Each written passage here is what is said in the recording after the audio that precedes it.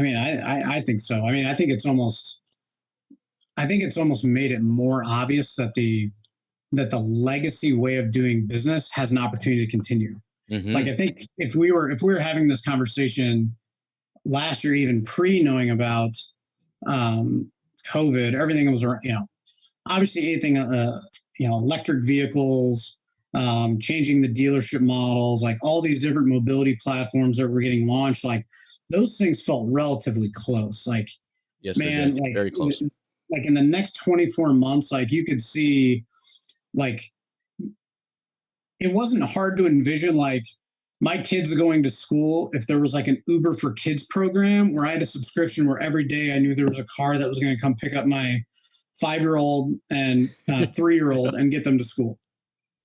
Like, that didn't seem that crazy. Like, I think everybody was kind of on that boat of like, how are these vehicles in an autonomous fashion? Is it going to become more socially acceptable that you're starting to use these platforms for things that you wouldn't have thought of being normal a few years ago? I think COVID rolled all that stuff back to where, maybe that adoption felt like it was 2 or 3 years away. Now it feels like it's 8 to 10 years away again, for whatever reason. I think for at the highest levels, a lot of the major manufacturers are changing where they're spending their dollars. They've gotten out of what they would consider like maybe like science projects, because the economic conditions are not as safe and secure as they used to be.